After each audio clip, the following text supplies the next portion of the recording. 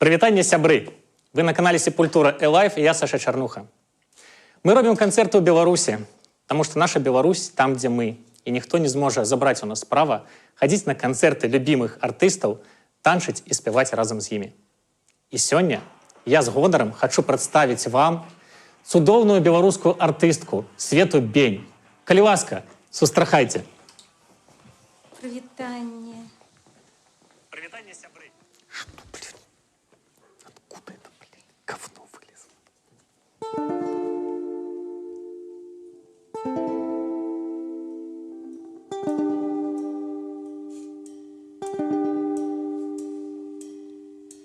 Я лежу в траве, но я не убит.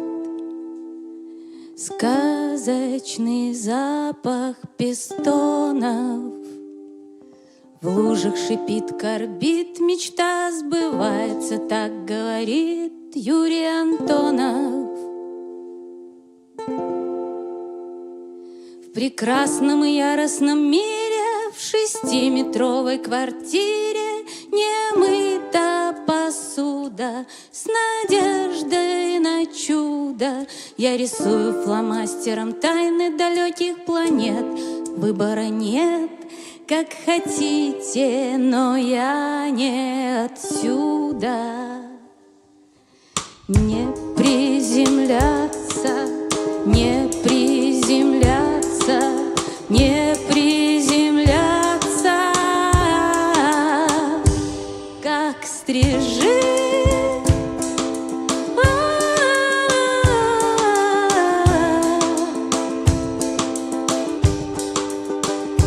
Как стрижи.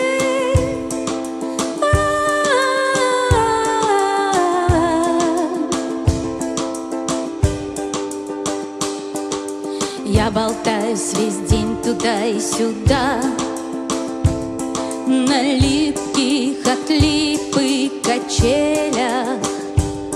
Вот шарик стеклянный украден на стройке, мокрица растет у помойки красиво, как у Боттичелли. Сопротивление воздуха, скажем, бывает совсем неважным для тела с маленькой массой. И я исчезаю на самом деле, стоя в молочном отделе из очереди у кассы. Не приземляться, не приземляться, не приземляться,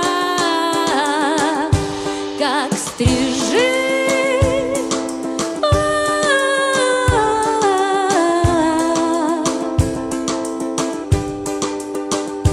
Как стрижи.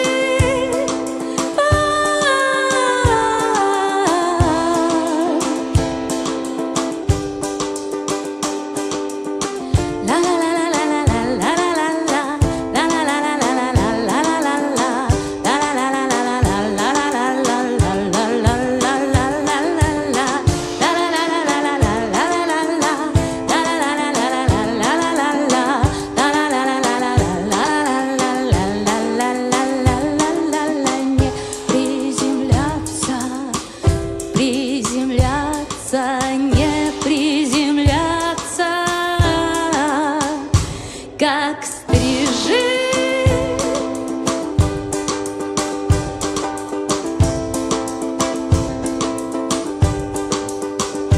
Как стрижи.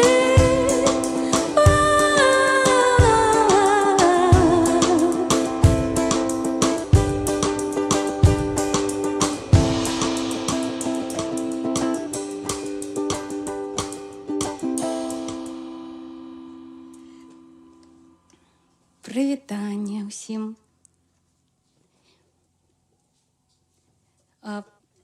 Вось мы тут будзем граць, і я занадта шмат казаць не хачу.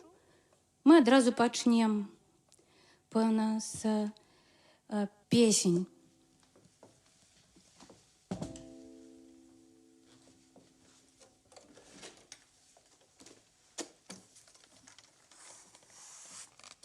Раз, раз.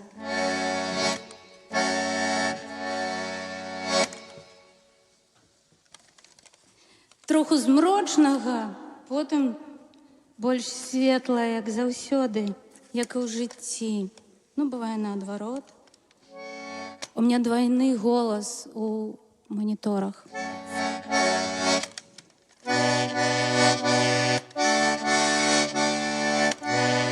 Раз, быццам з затрымкай.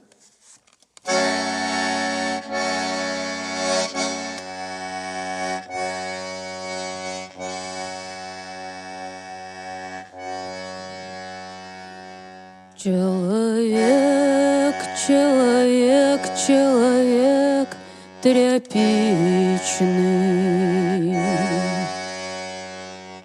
Человек тряпичный шел, пошел, зашел в универсам столичный. Человек, человек тряпичный.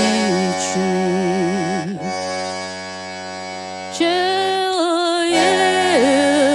человек. Фаршем голову набил, кулек тряпья засунул в брюхо, уховатый заложил и шел, пошел, и жил, как жил, и жил, как жил. Человек, человек тряпичный.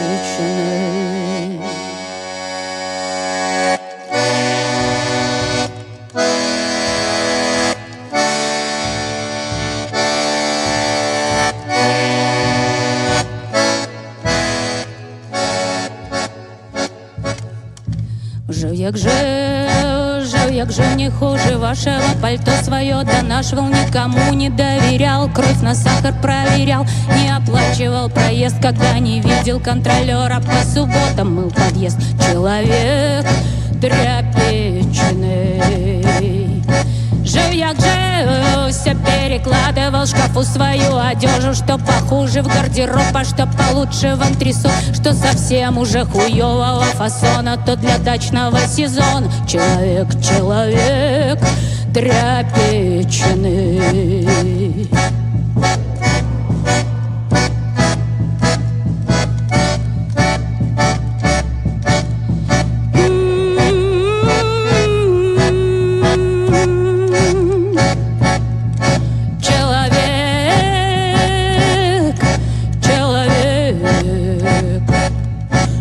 Пошел себе по улице, отличная была погода и здоровье ничего. У него что-то треснуло и хряснуло, порвалось, разошлось, растеклось и разметалось мелким бисером, говном, белым сахаром, песком, собачьим кормом и попкорном, потрохами, узелками, куриными мозгами, потрохами, узелками, куриными мозгами. Тряпочка его разорванная лежит, и не зашить, и не зашить, и не зашить. Только тряпочка его разорванная лежит, и не зашить, и не зашить. Ты прости меня, хороший человек. Я такой же, как и ты, хороший человек. Ничего тебе хорошего не сделал, как и ты мне. И прибей меня, убей, не припомню твоего имени. Обычный человек, тряпичный человек, звичайний чоловік, отчайний чоловік, як звичайно у отчаю чоловік, як звичайно у отчаю чоловік, як звичайно у отчаю, як звичайно у отчаю, як звичайно у отчаю чоловік.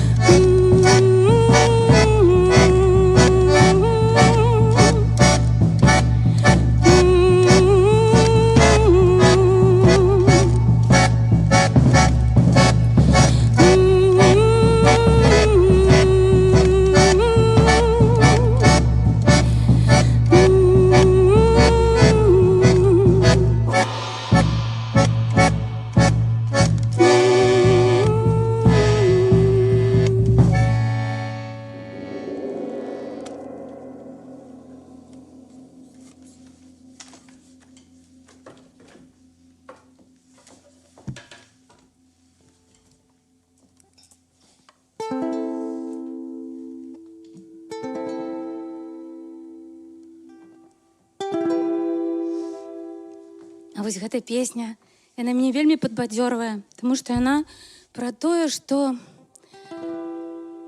ёсць у кожнага чалавека такая цудоўная якасць, калі-небудзь рабіцца сапраўды злым і бачыць сябе без ружовых акуляраў.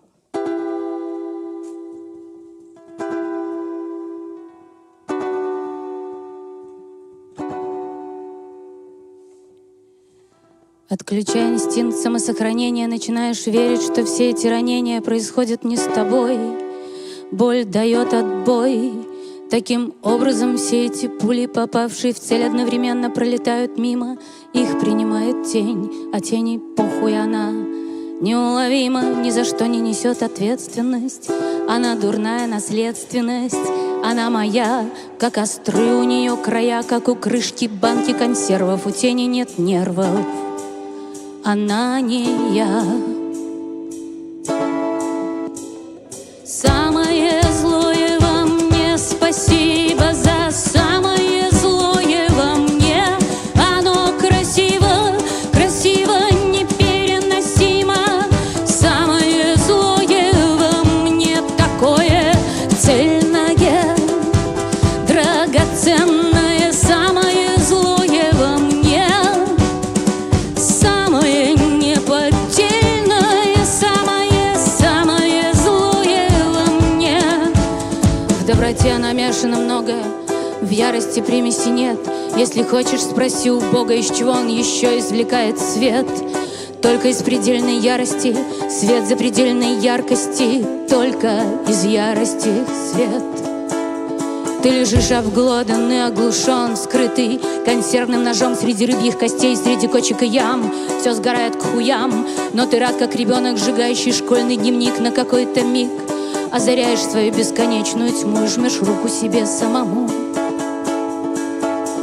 Самое злое во мне, спасибо за самое злое во мне. Оно красиво, красиво, непереносимо. Самое злое во мне такое цельное, драгоценное. Самое злое во мне, самое неподдельное, самое злое во мне.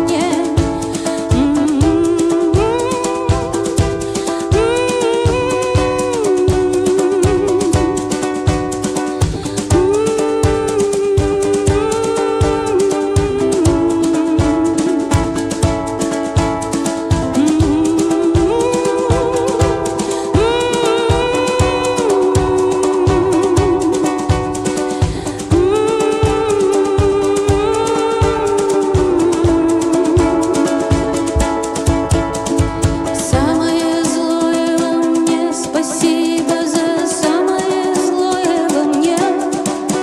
Спасибо за самое злое во мне.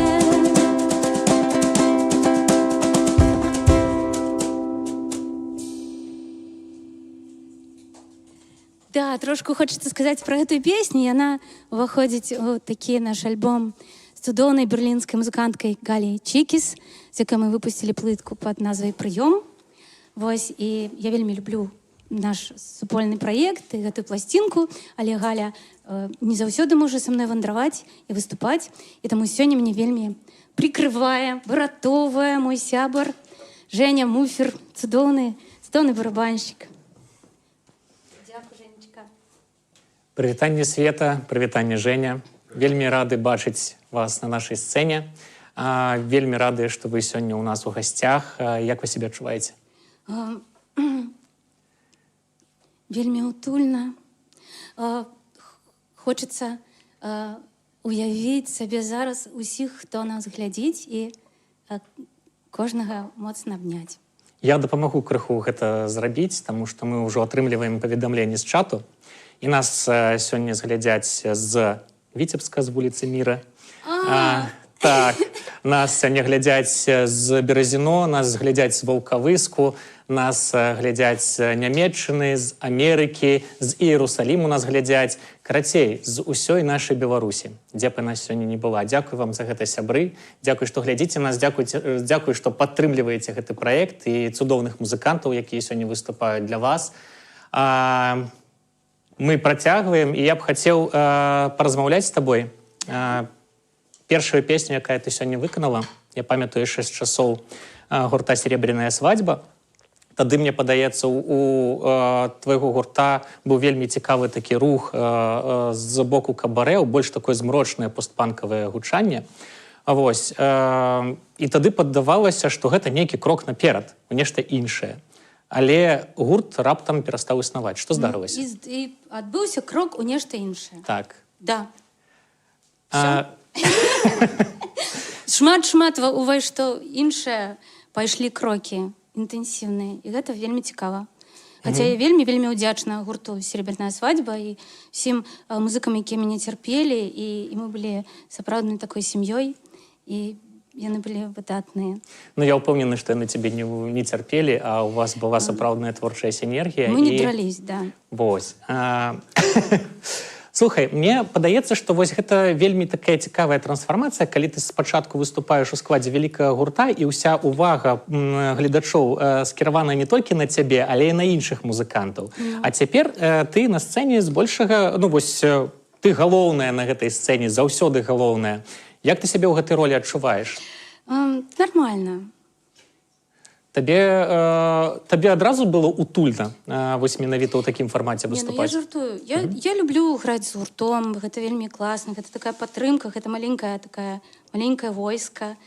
Але так сталася, што былі нашы цудоўныя двары, у якіх трэба было граць адной. І гэта было таким першым выпрабаваннем. І я вельмі саромілася, мне было страшна граць, потому что я не назову себе музыкам, я больш так назіральнік за жыццём. Таму, калі я выйшла і першынёй стала граць на укулеле адна, я думала, мяне зараз пакалоціць, але ўсё былося добра, і да, я працягнула. Думаю, не б'ют, трэба граць далей. Не б'юць, значыць, любяць. Да. Як увогуле гэтыя дваравыя канцэрты адбываліся? Можаш расказаць пра менавіта свае ўражанні ад гэтага? Я думаю, што гэта самае прыгожае, што я бачыла ў жыцці. Такое яднанне людзей, такое сяброўства, падтрымка. Я думаю, што гэта такое царства небеснае на зямлі. Зараз сітуацыя змянілася і нас раскідала па ўсім свеце, і ты адчуваеш вось гэтую падтрымку людзей, якія знаходзяцца зараз не ў адным з табой месцы, не ў адной прасторы, не ў адной нават краіне, але ўсё роўна яны твае прыхільнікі, яны твае фанаты і слухаюць твае песні.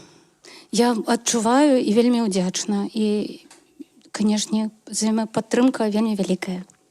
Дзякую ўсім, хто падтрымлівае і гэты праект, і Сашу Чарнуха, і ўсе яго праекты, і ўсе праекты ўсіх беларускіх музыкаў, і проста творцаў беларускіх. Вельмі ўдзячна кожнаму, хто падтрымлівае.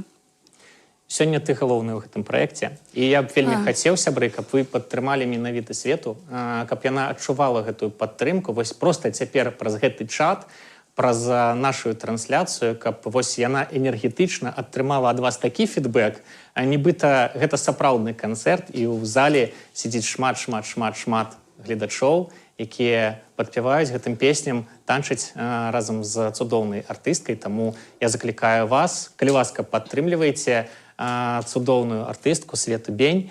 Я б хацеў яшчэ паразмаўляць з табой пра тое, як зараз адбываецца менавіта творчы працэс. Як ты пішаш песні? Звычайна. Гэта нейкі верш, які ў цябе нараджаецца ў галаве, і пасля прыходзіць музыка, якую ты да яго ўжо... Я пішу на кухні, да, таму што у меня аднапакаёвая кватэра, каб не замінаць астатнім людзям, я пішу на кухні. Всё. Дадаць няма чаго. Табе ўтульна ў такой атмасферы? Конечно. Пішацца? Да. Заўсёды песні пісаліся менавіта так, ці было па-іншаму калісьці? Заўсёды. Я ведаю, што сёння ты прынесла адмысловы лот, які атрымае чалавек, які зробіць самы вялікі данат падчас нашай трансляцыі. Раскажы, што гэта такое? Што ты прыгатавала для нашага гледача? А можна не расказваць? Канешне. Давайте гэта будзе сюрпрыз. Гэта самае прыгожае, што у мяне ёсць. І гэта прыгожа, я закруціла самую прыгожую паперку, якую я вельмі люблю, залацістую паперку. І такім сапраўдным ружовым берлінскім скотчам заматала, каб это все не растрэслася, каб прыгажосць не знікла. Сябры, вось гэтую прыгажосць, вельмі прыгожае нешта, вельмі прыгожа запакаваны, я адсюль вельмі класна бачу гэта ўсё, атрымае той, хто зробіць самы вялікі данат падчас гэтай трансляцыі, таму у вас ёсць шанец атрымаць цудоўны падарунак ад Светы, а пакуль я пакідаю гэтую сцэну. Мне можна перадаць? Конечно. Да. І мы працягваем.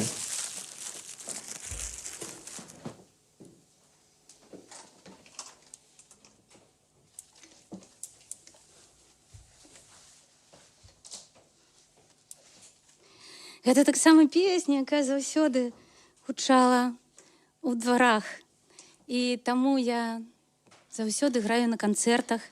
Гэту песню мы зрабілі разам з серебрянай свадьбай у праекце, якую ладзіў Тузін Гітоў. Праект называўся «Перазагрузка». Беларускія гурты перакладалі тыя песні, які былі напісаны не па-беларуску, на беларускую мову. Мы спалучылі беларускую і французскую. Вось, і з дапамогай беларускіх паэтаў зрабілі Сергея Балахонова і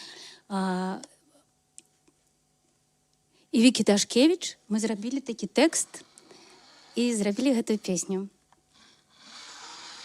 А яна кінематаграфічная, яна прысвячаецца фільму Лео Каракса, французскага рэжысёра, пад назвай гэты фільм «Закаханы з Понт-Нёв», «Закаханы з новага моста». Понт-Нёв — гэта новы мост.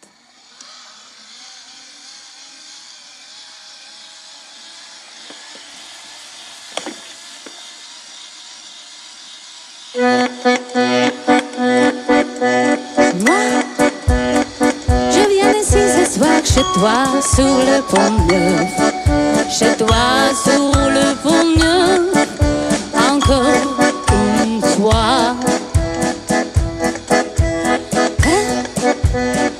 Je reste ici parmi des pierres et des lumières, tout ravissant, agonisant.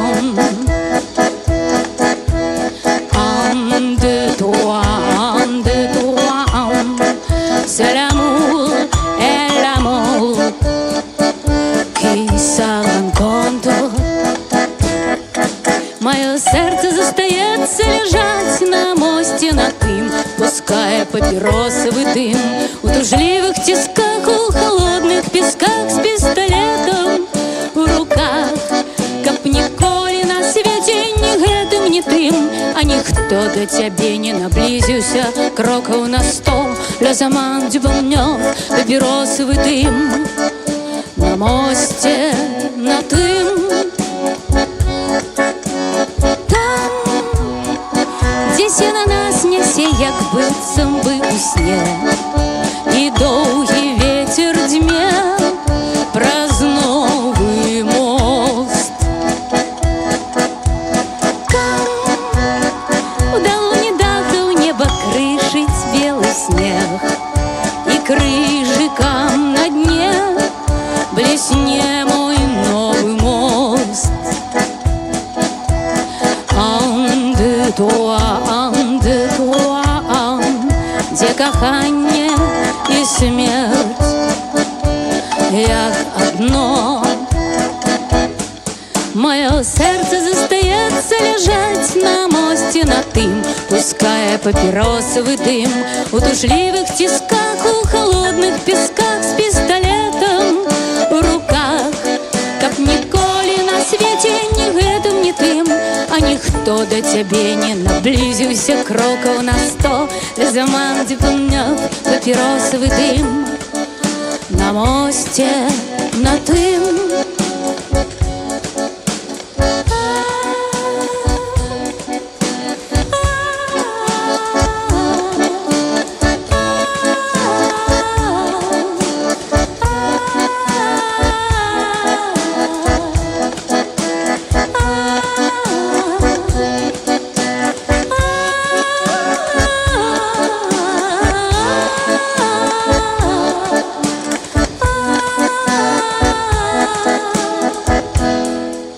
assez les bleus, mais les nuages sont noirs.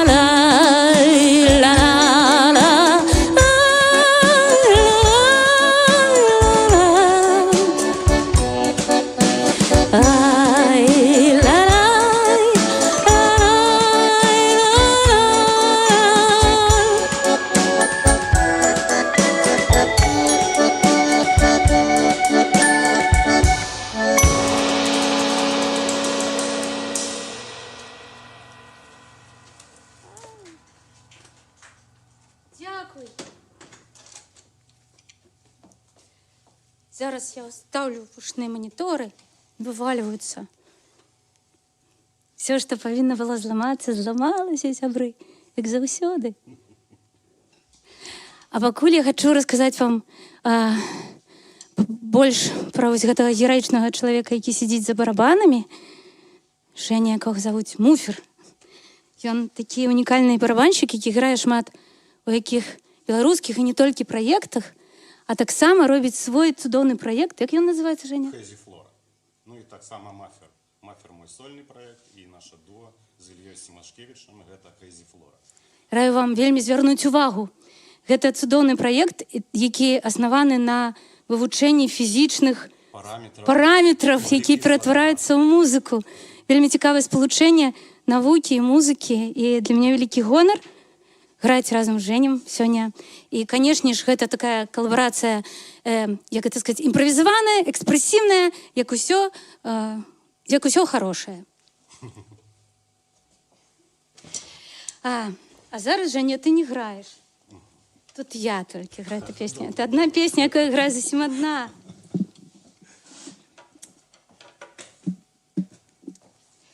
І яна такая пра каханне, пра першае каханне і бессмяротнасць прыгажосці. Все нормально. Это будзе такі музычны мінімалізм. Гэту песню мы вельмі прыгожа, такім разгорнутым выглядзе запісалі разам з Галей Чыкіс, але я дазваляю сабе такую вольнасць граць яе адна, таму што вельмі люблю, граю её крыва. Я запутаюсь тут абавязкова. Ну, гэта не істотна.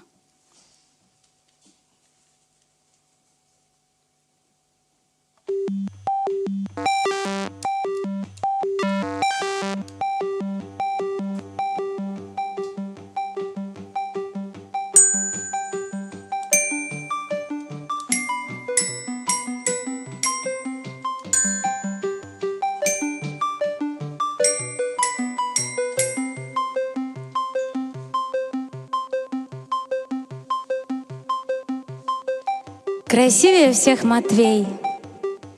Как-то раз мы курили космос в кустах в детском лагере отдыха, и нас всех поймали.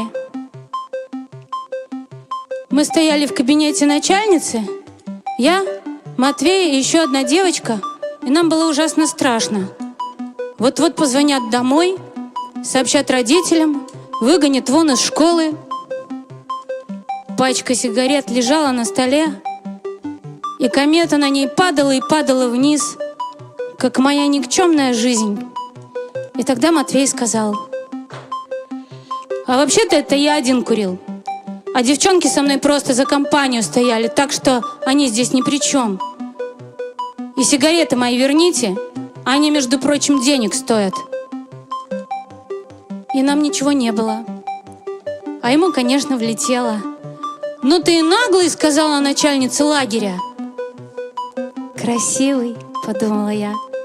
Какой же ты красивый. Самый красивый мальчик на свете, мой неположительный в целом герой.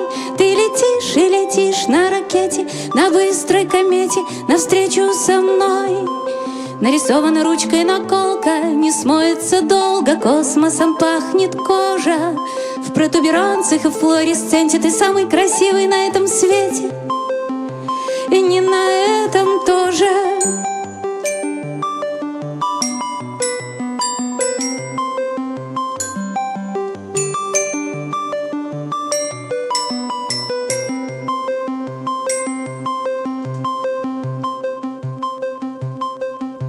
Мы с Матвеем потом дружили целое лето. Оказалось, что мы живем в одном районе. Часто гуляли вместе с собаками, болтали на остановке, а потом как-то потеряли друг друга из виду. Иногда я что-то слышала о нем, чаще плохое. Кого-то побил, что-то украл, распространение наркотиков, поставлен на учет, несовершеннолетний торчок. «Нет», — говорила я, — «Матвей не такой, он знаете какой». Но никто не знал. Не знали, что он самый красивый мальчик на свете. Не знали точной причины его гибели в 17 лет, когда он упал с крыши многоэтажки. То ли сам, то ли сбросили. Такое вполне могло случиться у нас на улице Гагарина, где окна в одну сторону выходят на колонию и малолетку, а в другую на овраг и цыганский поселок. Самый красивый мальчик на свете, мой неположительный в целом герой. Ты летишь и летишь на ракете, на быстрой комете, навстречу со мной. Нарисована ручкой наколка, не смоется долго, космосом пахнет кожа. В протуберанцах и флуоресценте ты самый красивый на этом свете, и не на этом тоже.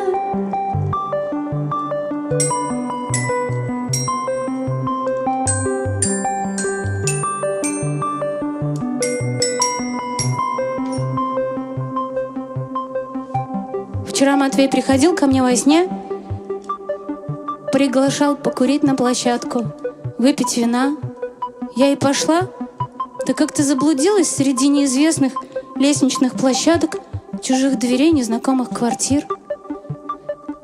Так и не покурила космоса, так и не выпила вина самым красивым мальчиком на свете.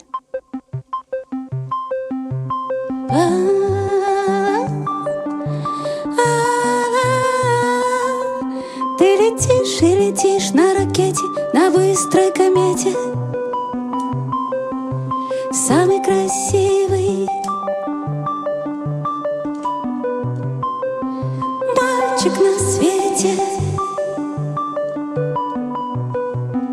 На быстрой ракете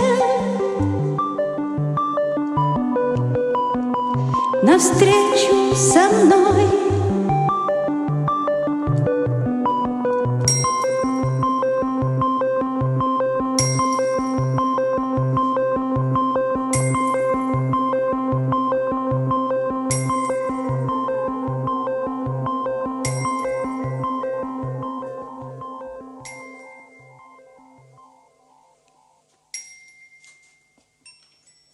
Я не запуталась в этой песне.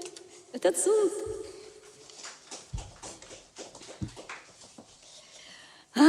Да, эта песня такая, конечно, написана по мотивах витебского дзяцінства, але усе персонажи вымышленные. Не было такого персонажа. Такий собирательный образ всех красивых мальчиков. Так, гэта каб нікога не пакрыўдзіць, да, у Віцебскому. А песня наступная. Да, я ведаю, ко мне список так есть.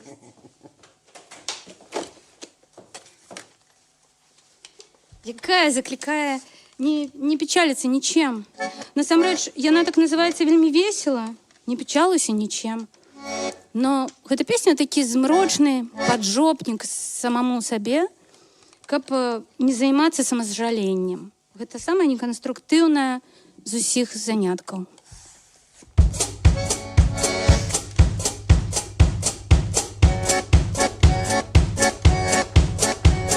Не печалуйся ничем, все вокруг не насовсем. Все, что движется, обрящет деревянный ящик, перемелется в муку, затеряется в стогу.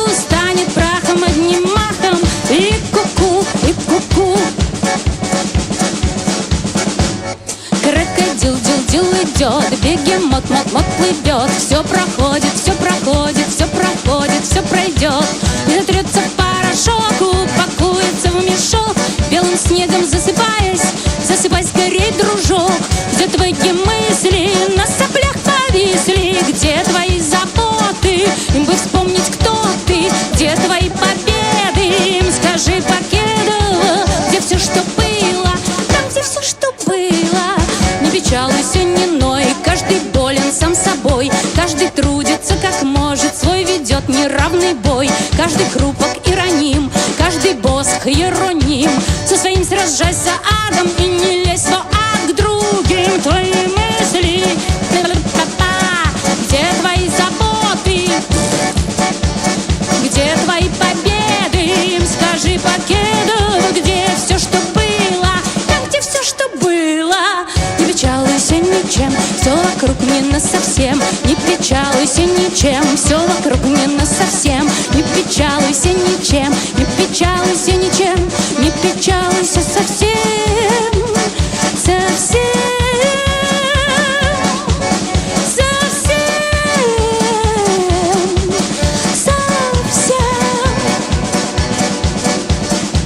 Печалуйся совсем.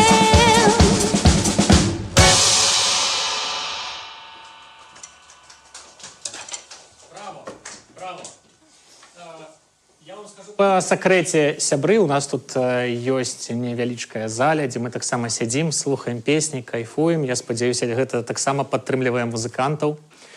До нас долучаюцца ўсё новыя людзі, якія глядзяць нас па ўсім свеце. А у цябе, Света, я хачу запытаць вось якое пытанне. Ведаю, што ты зараз жывеш у Берліне. Да. Я, напэўна, здагадваюся, чаму ты выбрала такі горад, але ўсё ж такі запытаю. Чаму? Чаму менавіта Берлін? Таму што на букву Б. Цікава. А яшчэ ёсць нейкія? Гэтага дастаткова, я лічу. Окей. Слухай, вялікія гарады, ну вось па маіх адчуваннях, яны высмоктваюць шмат энергіі з чалавека. Табе не складана вось у такім мегаполісе прям жыць пасля Віцебска, пасля Мінска? Мне падаецца, што столькі ўсяго адбываецца ў свеце зараз такога, што зараз уже нідзе не занадта складана жыць. Просто складана жыць. Ну, быць жывым. Памерці, дарэчы, вельмі дорага в Берліне. 30 000 еўра пахаванне. Мы так вырашылі, што жыць... Не, трэба жыць. Жыць дзешавейшы, да, трэба працэс. Жыць. Ну, табе вось гэты горад дапамагае увогуле жыць? Да, гэтая мне ўсё прастора дапамагае жыць. А калі б табе трэба было зараз абіраць месца, вось у цябе было б неабмежаваная колькасць Я б варыянтаў. адразу ў космас. Віцебск, Мінск, Берлін. Не, я уже там была. Я уже адразу хачу. У касмічныя прасторы. У касмічную прастору. У нас сёння, сябры, вельмі класная калабарацыя. Мне падаецца, што гэта ўвогуле выглядае на калабарацыю года. Па маім меркаванні, сціплым меркаванні вядучага гэтага каналу. Мне вельмі ўжо карціць сказаць, хто гэты чалавек, але я лічу, што будзе правільна, калі яго прадставіць сама Света. Да, да. Гэта цудоўны музыка Женя Кучмейна, кропка К. Женя, так, тебе вельмі запрашаем далучыцца да нас. Вось мы шмат чаго зараз робім разам і раскажам пазней пра гэта, але зараз мы праспяваем дзве такія песні, якія нарадзіліся падчас таго, як Женя пісаў музыку для радыёспектакля, аўдыёспектакля па творах беларускай паэткі Зінаіды Бандарыны. Гэта такая цудоўная паэтка эпохі маладнікоўцаў. У выдавецтве Фляумбаум выйшла 3 кніжкі жанчын-паэтак таго часу. Адна з іх гэта кніжка Зінаіды Бандарынай. І вось мы рабілі такі аўдыёспектакль у Берліне. І Женя быў запрошаны як кампазітар. І напісаў вельмі класную музыку. І 4 песні, а мы спеем 2. Як увогуле ваша калабарацыя нарадзілася? А мы раскажам пазней. Добра, тады я пакідаю гэтую сцэну музыкантам. Раз, два треки, вот я буду как раз гитарку настраивать. Дамовіліся. Да, і вершы Зінаіды Бандарынай, канешне, зараз прагучаць. музыка Жені. І маю гонар там таксама спяваць.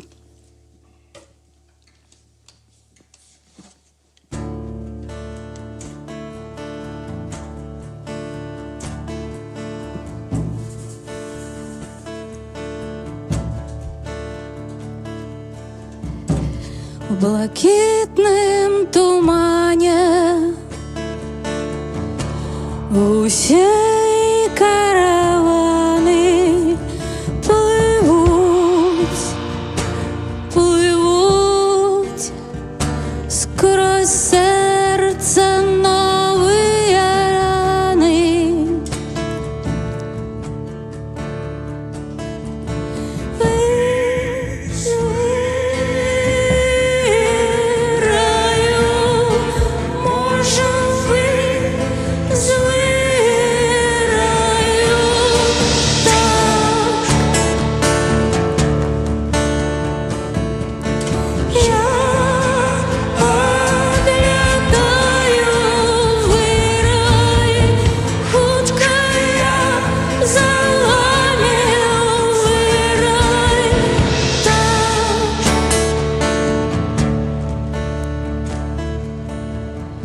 Скажите, ці можна усім пожаданні лететь на родиму свою світанне.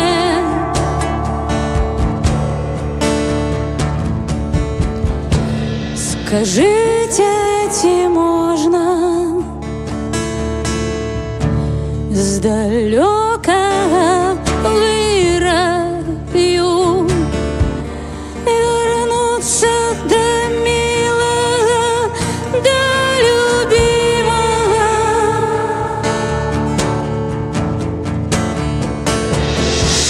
Вернуться до милого, до любимого, до любимого.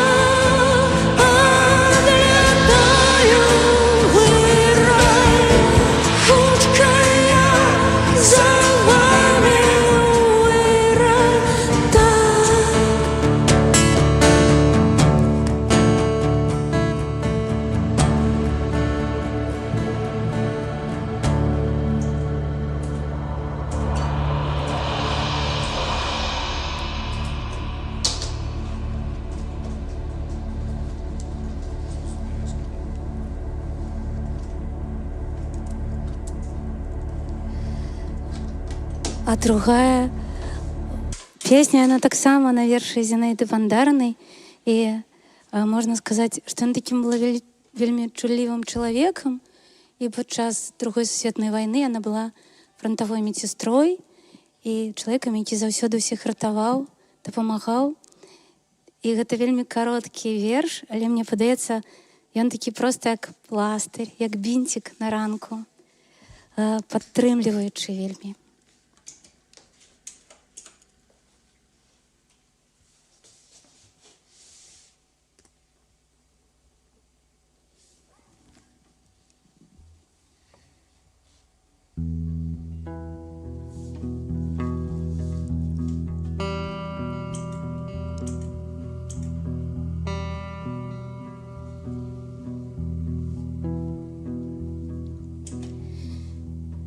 Обмытые дождем туманный ранок, бярозкі, што той бінт хоць прыкладай да ранаў, не страціўшы сястрынскае прывычкі, з трывогай углядаючы ў абліччы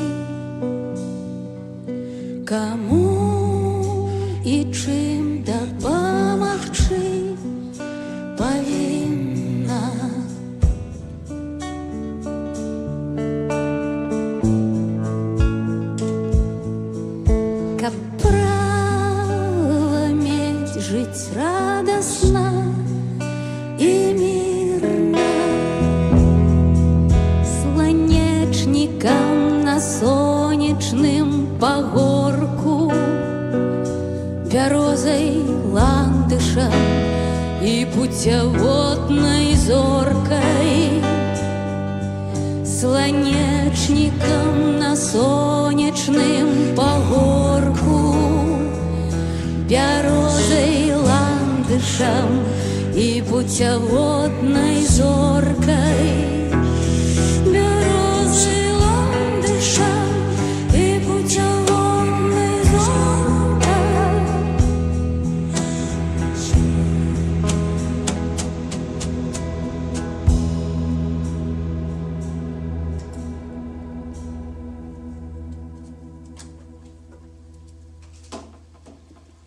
Да, праца над спектаклем вось толькі была скончана, цягнулася паўгады амаль што, і будзем рады прадставіць вам яе ў самыя бліжэйшыя месяцы. Яна будзе на ўсіх лічбавых пляцоўках, будзе паўсюль у інтэрнэце. Знаходзіцца спектакль пад назвай «Ператварыўшыся імгненна ў ваганёк» паводле твораў Зінаіды Бандарынай. Да, пытанне, вось Саша пытаўся, задаў такое пытанне, як стварылася калабарацыя. Яна стварылася з таго, што я вельмі шмат чула пра Жэню Кропку К, які цудоўная музыка. Нават дзесьці там прайшлася міма канцэрта, дзе ён граў, такая: о, клас, да. А потым Жэня, не папярэдзіўшы, зрабіў свой кавер на песню «Люстраны шар», песню, якую мы зрабілі таксама з Галей Чікіс. І мне падабаецца і наш варыянт, не буду хлусіць, але Жэнь, канешне, падабаецца таксама вельмі-вельмі. І вось мы зараз я таксама выканаем. Такім чынам мы пазнаёміліся, пасябравалі і нават сыгралі разам невялічкі тур у Германію, Берлін, Прагу і Познань, да, у тым годзе, той весной.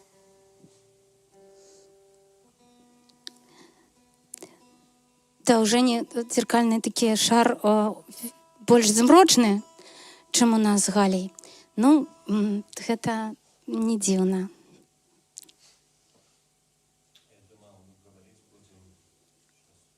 Еще говорить? Я могу еще поговорить. Чуть-чуть, это вот там будет быстрее. Сейчас вот последние дела.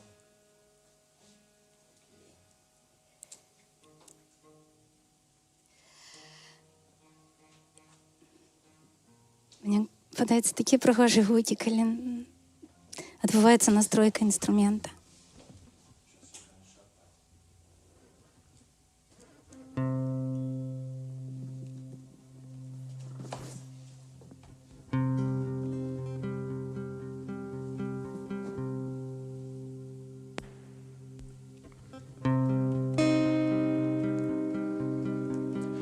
Там был такой красивый зеркальный шар,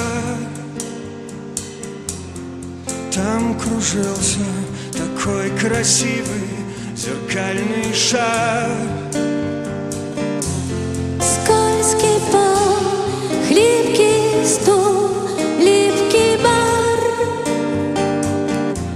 но там кружился такой красивый зеркальный шар. Зеркальный шар.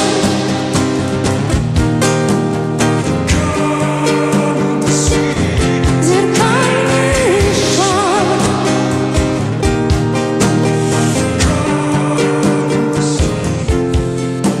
История моя, как грядка, была длинна, черна и скучна. И если рассказывать кратко, то мне хана.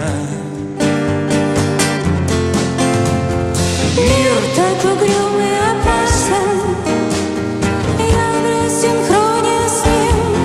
План эвакуации ясен, но не выполним. Зеркальный шар.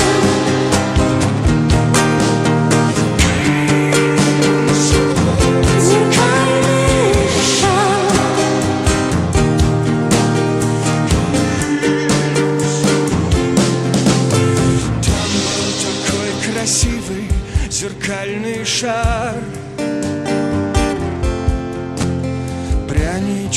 человечек, держи удар.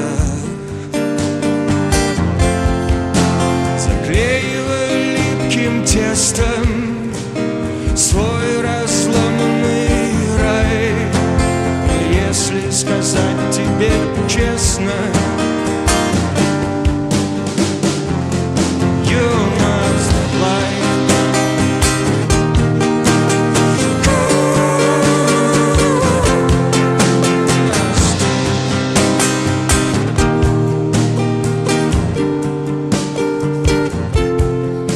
Но Шер говорил ложь, ты никогда не умрешь, ты танцуешь, ты никогда не умрешь. Смотри мне в глаза, разве я вру, разве я вру? Ты танцуешь, ты никогда не умрешь, я кружусь, я никогда не умру, я кружусь только для себя, только для себя, только для тебя твой зеркальный шар, только для тебя, только для тебя, только для тебя твой зеркальный шар.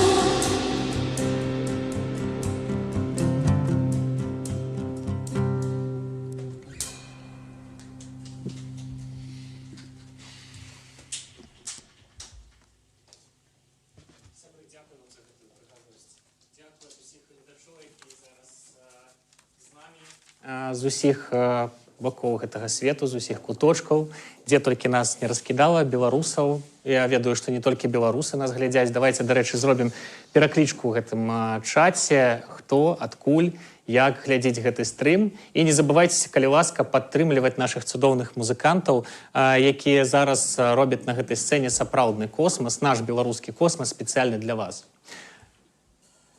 Сябры, я ведаю, што вы зараз рыхтуеце новы альбом, што гэта вось не адзіная ваша калабарацыя, аўдыёспектакль. Я ўжо вельмі чакаю гэты альбом і ведаю, што гэта будзе сапраўды падзея ў беларускай музыцы. Можаце распавесці падрабязней, як ідзе над ім праца? Што гэта ўвогуле будзе? Ну, альбом. Есть альбом. Я не ведаю. Ідзе праца над альбомом. Ён запісаны. Ён зараз Женя робіць аранжировки песень. Мы дописываем увесь час что-нибудь, перерабляем, ламаем, зноў будуем. Карацей, такі нармальны працэс. Калі ён будзе, мы спадзяемся, до конца лета будзе. Я таксама вельмі спадзяюся. І мне вельмі цікавіць такі тэхнічны бок, таму што я ведаю, што Женя жыве зараз у Беластоку, ты жывеш у Берліне, таксама на Б. Як вы ўвогуле працуеце на адлегласці над гэтым матэрыялам?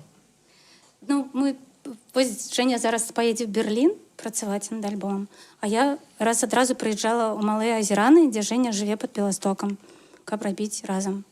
І, онлайн. Мне падаецца, што на Падляшшы ўвогуле вельмі класна працуецца.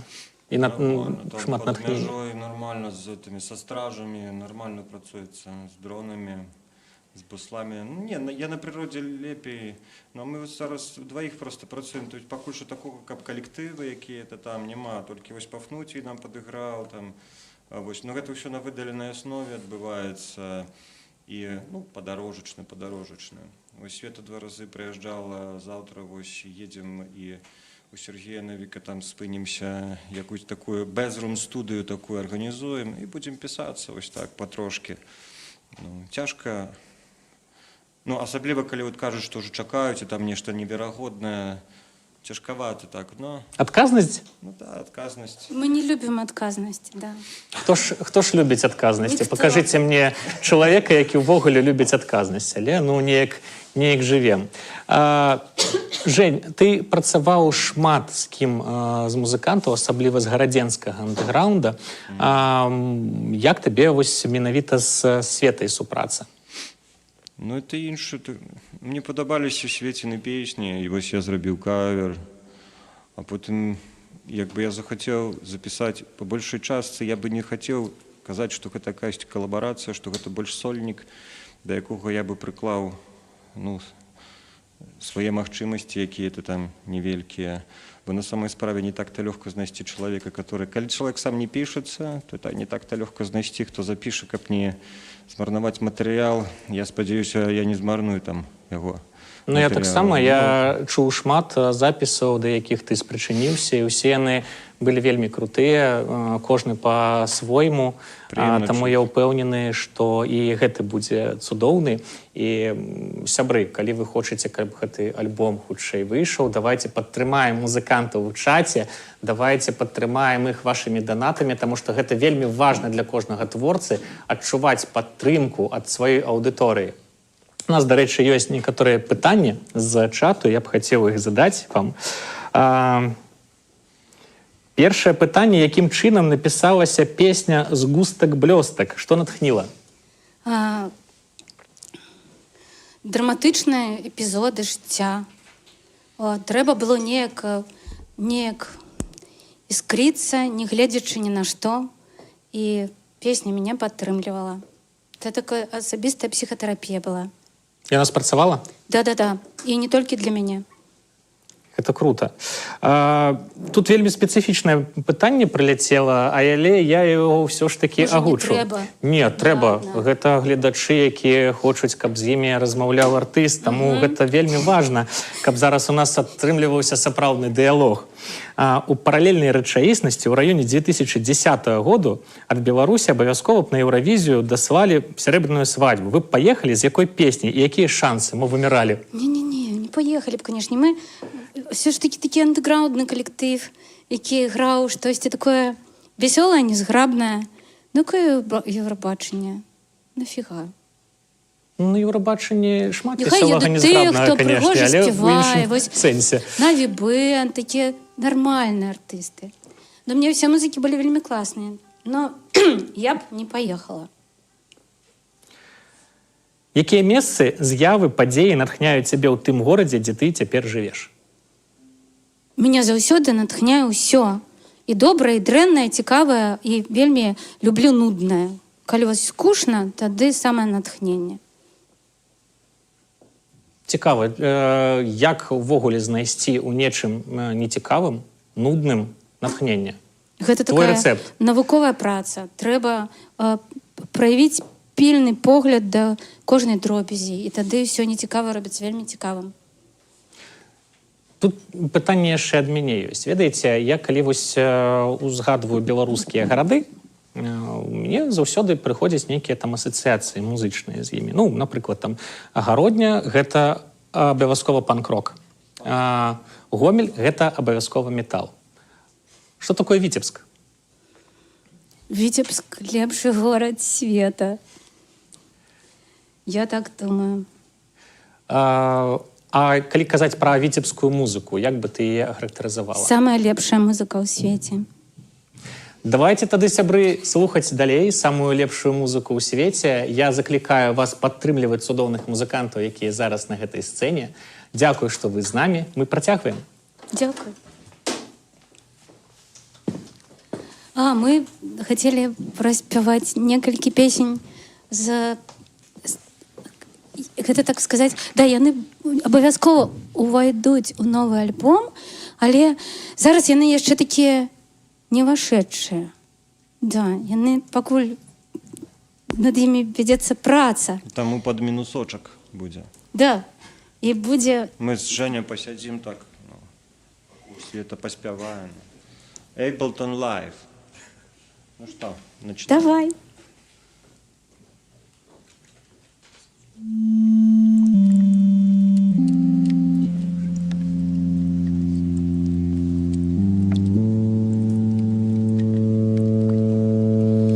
Прыйдзе ноч карова белая, мяне зліжа языком, скажа пажыла, як хацела.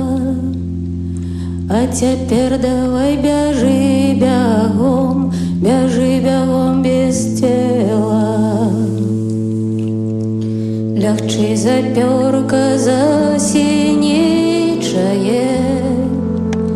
те разречки и мосты пропаду дробною узничкою, застануся назавжди.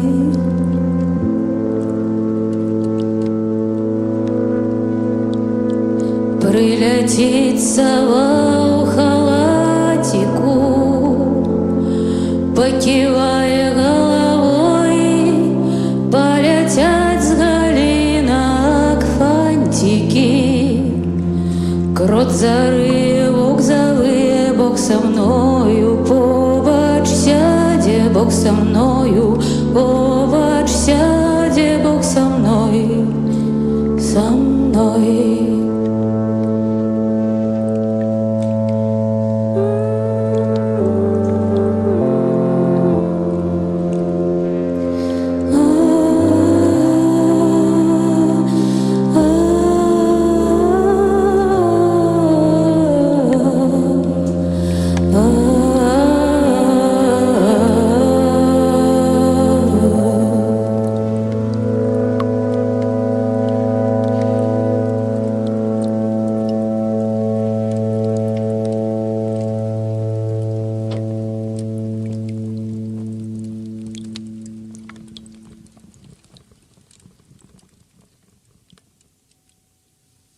Так, это такая песня про памежныя эмоцыі, про такое ўсё затуманенае, як зараз з дым машыны нам зрабілі прыгажосць. І яна так была вось якраз дапісана ў малых азеранах. А далей песня, якая прысвечана такому класнаму фільму, французскаму фільму «Новай хвалі», 60-е гады мінулага стагоддзя. Гэта фільм, які называецца «Дух дышит, где хочет» или «Приговоренный к смерти бежал». Про тое, што цуд можа сустракаць нас у самым нечаканым месцы, і паўсюль ёсць гэты подых цуда і духа.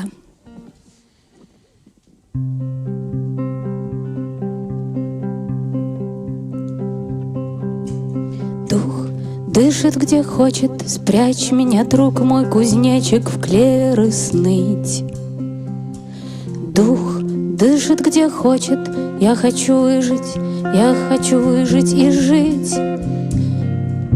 Если побег невозможен и невозможен подкуп или подкоп, спрячь меня, Божья коровка, в Божью коробку ковчега вокруг потоп.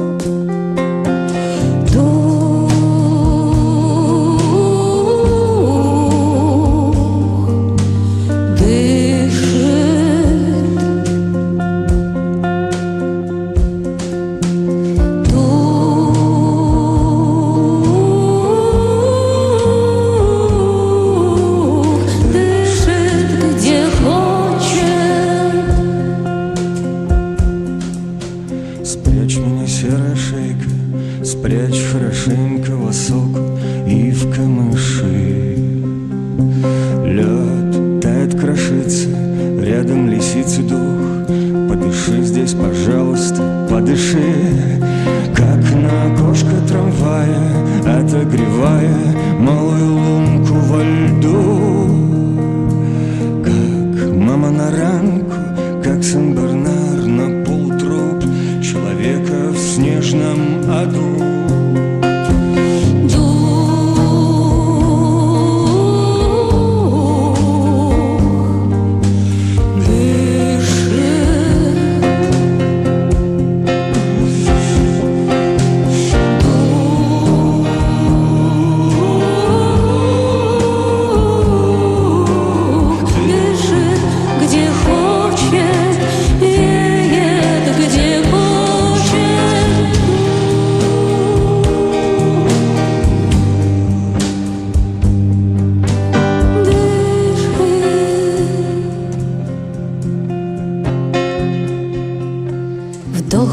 Сделай выдох, лампочкой выход, хоть на секунду мелькни в темноте густой.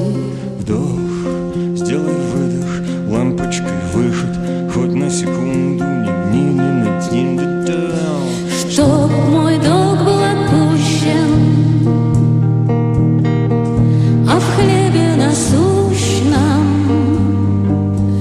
Пилка, пароли, явки, почерк твой. Пилка, пароли, явки, почерк твой.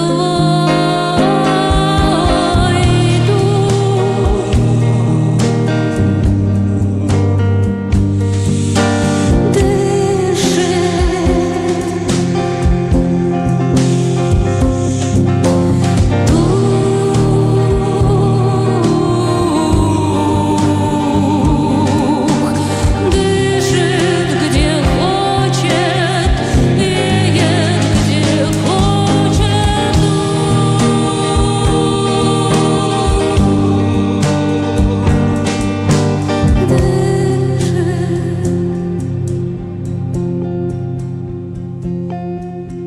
Лед тает, крошится, рядом лисица. Дух, подыши, здесь, пожалуйста, подыши. Здесь, пожалуйста, подыши. Здесь, пожалуйста, подыши.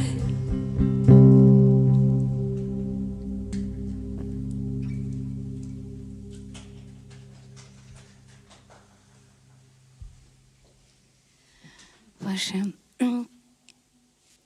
аплодисменты, сябровы, які сидять тут у студії, вельми подобні на як б'ються крылышки мотыльков.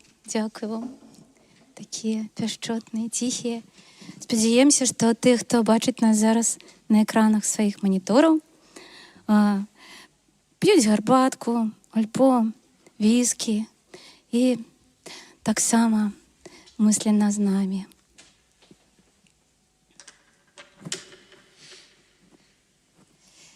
Ще одна песенька.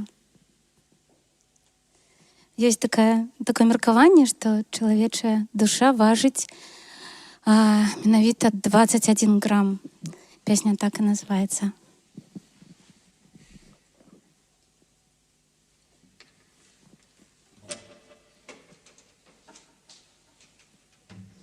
Она так само з будучого альбома.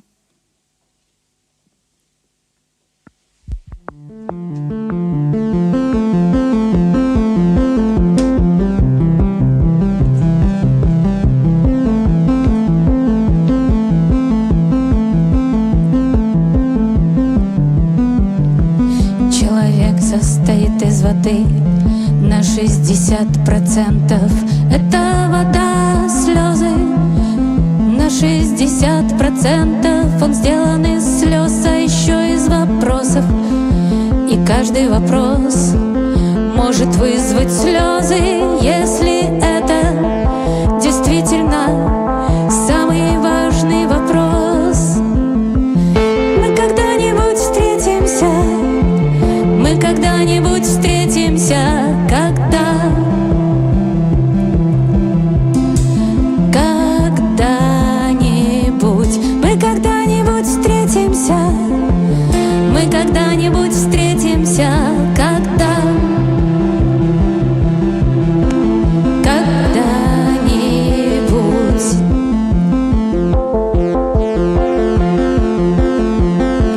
Человек состоит из 206 костей, из 100 плохих новостей, из 2 пакетиков чая, да. Ровно столько весит его душа. Я ужасно скучаю по чувству беспечности, очень скучаю. Слишком много слишком много отчаяния. Мы когда-нибудь встретимся, мы когда-нибудь встретимся, когда-нибудь, мы когда-нибудь встретимся, мы когда-нибудь встретимся, когда-нибудь.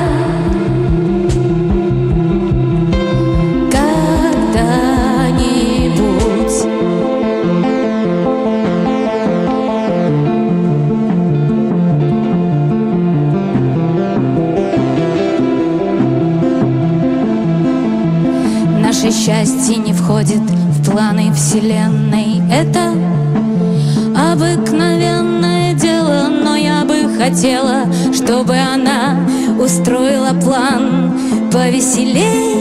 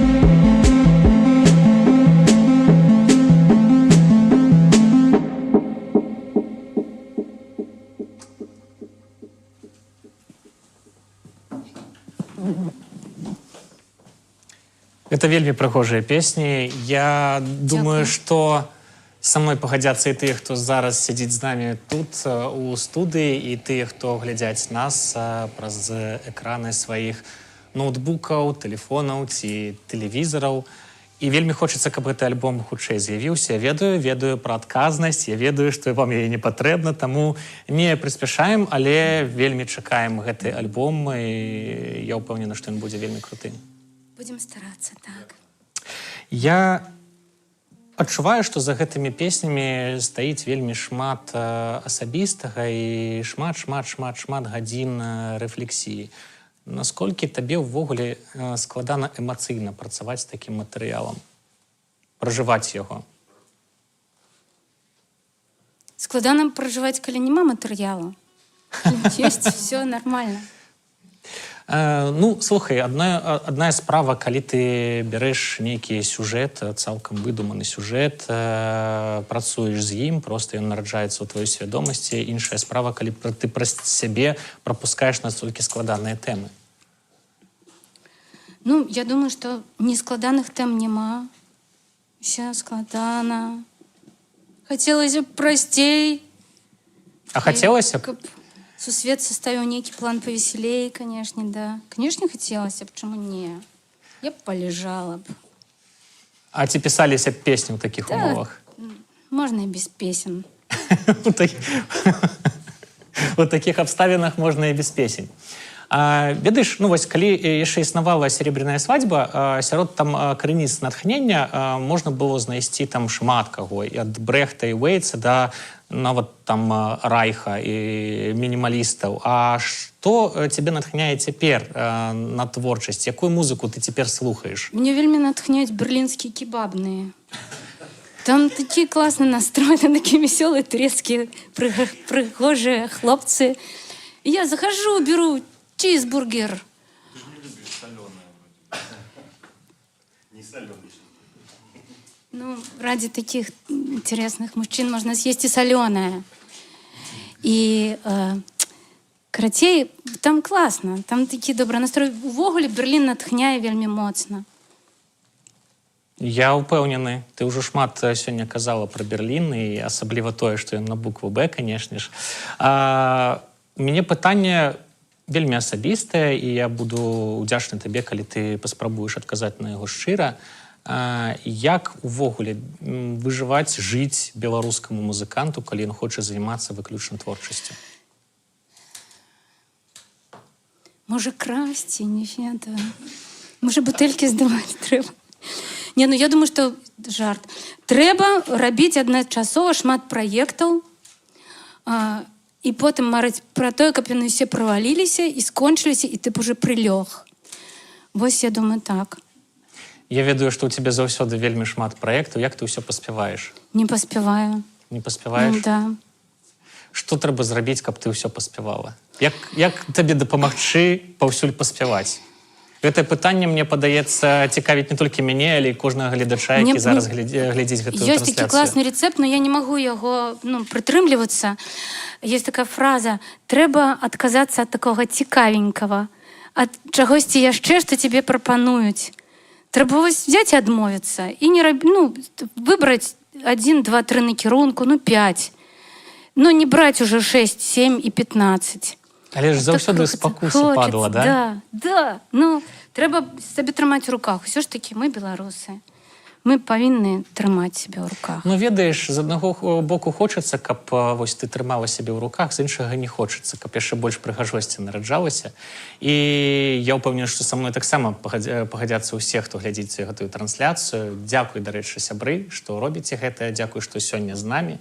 Дзякуй, што вы побач з гэтымі цудоўнымі музыкантамі. Я заклікаю вас яшчэ раз падтрымліваць гэты праект, падтрымліваць цудоўную Свету Бейн, падтрымліваць цудоўных Жень, якія сёння з намі. Я хачу сказаць адну рэч. Выдаткі на гэтую трансляцыю складаюць 1860 еўра. Лічбу, якую мы сабралі цяпер, вы бачыце ў сябе на экране, таму А вось мы не бачым нічога. Мы будзем удзячныя, калі вы будзеце падтрымліваць гэты праект, данаціць артыстам, каб усе мы атрымалі ад вас не толькі промні пазітыву праз гэты чат, але і нейкую падтрымку. Дзякуй, што вы з намі, а мы працягваем. Дзякуй, падтрымлівайце, калі ласка, Сепультура Лайф і ўсіх беларускіх артыстаў.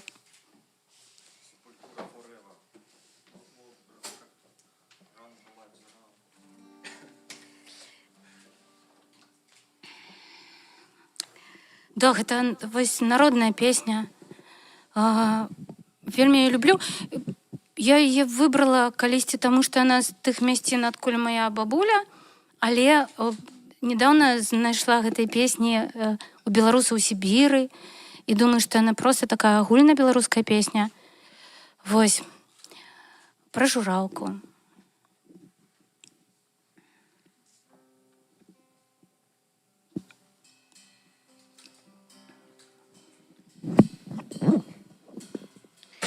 Ой, жураўка, жураўка, ой, я жураўка, жураўка, чаго грача ж так жалка. Ой, як жа мне не жураўка,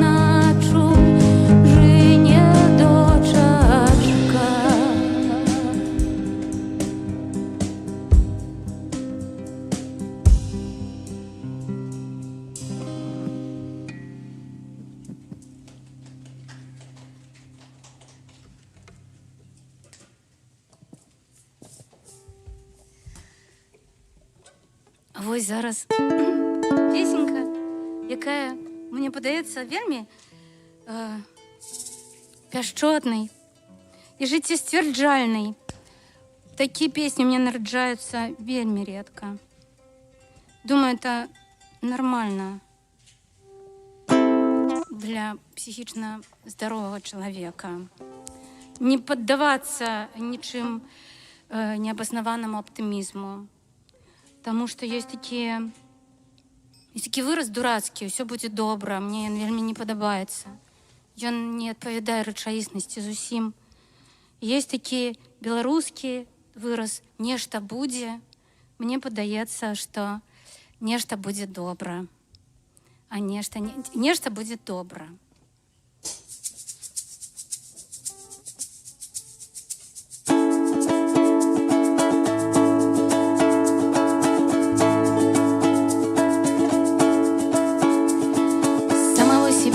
Самого себя спроси, выносил ли раньше ты хоть что-нибудь такое или нет? Ответ: нет, не выносил. Самого себя спроси, а вообще-то у тебя хватает сил, чтоб выносить все то, что раньше ты не мог себе вообразить. Ответ: нет, меня не поразил. И человек, и муравье, и баба, и кашалот ответят убедительно: у нас сил нет, чтоб выносить вот это вот. Но вынесешь, ты все вынесешь, ты все вынесешь.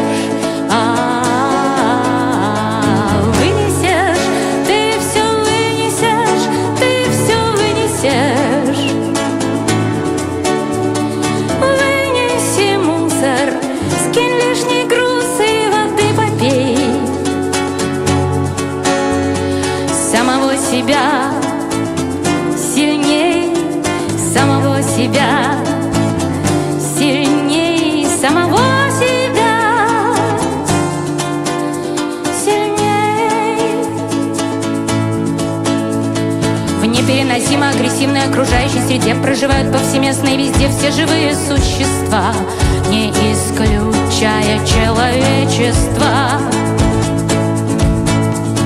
В постоянном стрессе без надежды на просвет легко ли обитателям вот этой самой перенаселенной из планет? Ответ: нет. От перенапряжения теряет притяжение планета Земля. Устали воробей, стрекоза и муравей, и древесная тля. Но вынесешь, ты все вынесешь, ты все вынесешь. Вынесешь, ты все вынесешь, ты все вынесешь. Вынеси мусор, скинь лишний груз и воды попей. Самого себя сильней, самого себя сильней, самого себя сильней. Самого себя спроси, выносил ли раньше ты хоть что-нибудь такое или нет? Ответ: вынесешь. Самого себя спроси, а вообще-то у тебя хватает сил, чтоб выносить правильный ответ. Как-нибудь возьмешь и вынесешь.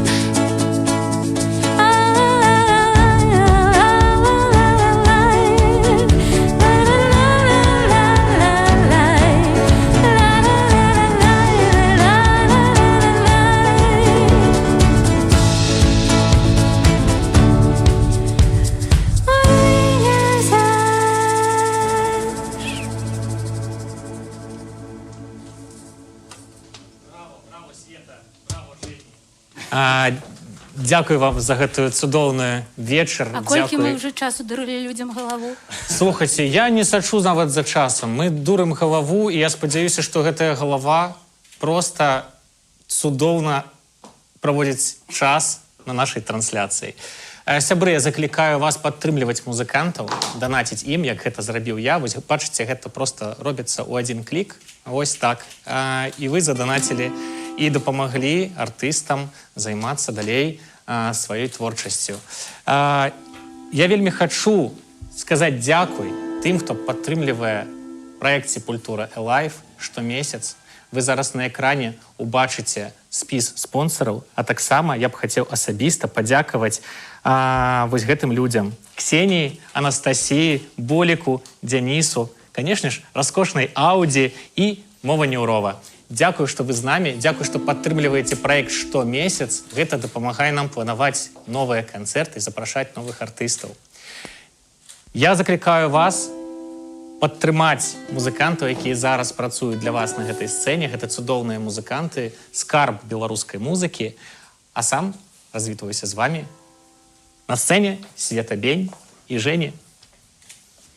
Дзякую всім вялікі за падтрымку.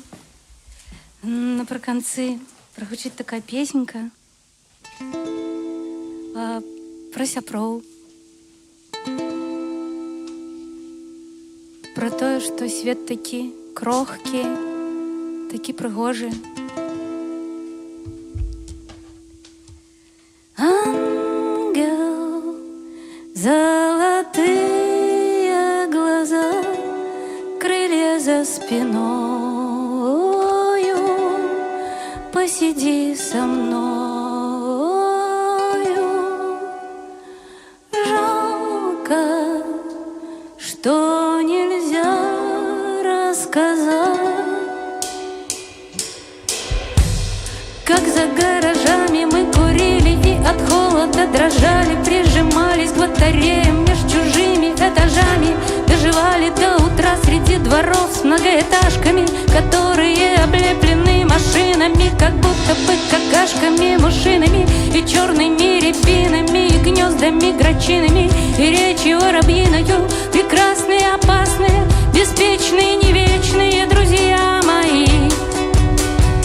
Ангел, золотые глаза, крылья за спиною, посиди со мною.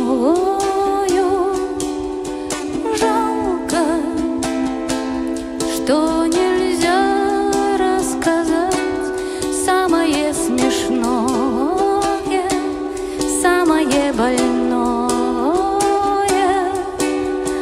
Жалко, что нельзя рассказать, как среди районов спальных, как среди путей трамвайных открывались, закрывались удивительные тайны, омерзительные новости, разверзнутые пропасти, и мир такой печальный и немыслимо хрустальный, и гортанный, и картонный, и бездомный, и бездонный, где поэзия бульдозера и проза передоза, где прекрасные, опасные, беспечные, не вечные, не вечные друзья мои. Ангел, золотые глаза, крылья за спиною, посиди со мною.